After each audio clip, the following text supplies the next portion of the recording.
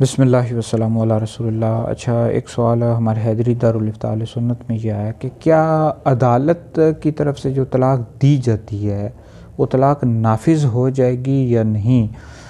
تو یاد رکھیں، شریعت نے، ہمارے دین نے طلاق اختیار مرد کو دیا ہے۔ اللہ رب العزت قرآن مجید میں ارشاد فرماتا ہے بیدہ عقدۃ النکاح، کہ مرد کے ہاتھ میں اللہ رب العزت نے نکاح کی گرا دی ہے، نکاح کو ختم کرنے کا اختیار مرد کو دیا ہے، عورت کو نہیں دیا۔ اور نبی کریم علیہ السلام کی بھی بے شمار حدیث مبارکہ ہیں کہ طلاق کا اختیار مرد کو ہے۔ تو بہرحال یہ عدالت کی طرف سے جو طلاق دی جاتی ہے اور مرد سے پوچھا ہی نہیں جاتا اور نہ دستخط لیے جاتے ہیں اس کے، نہ اس سے، یعنی جب تک اپنی زبان سے مرد طلاق نہ دے یا دستخط نہ کر دے اس وقت تک طلاق نافذ نہیں ہوتی۔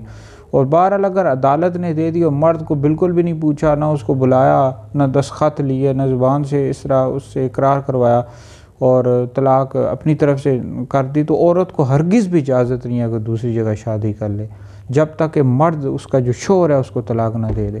تو کچھ خاص صورتیں ہوتی ہیں کہ عدالت جو ہوتی ہے وہ نکاح کو فسخ کر سکتی ہے، جدائی کروا سکتی ہے، وہ کچھ مخصوص صورتیں ہیں، لیکن بہرحال طلاق کا اختیار مرد کو ہے۔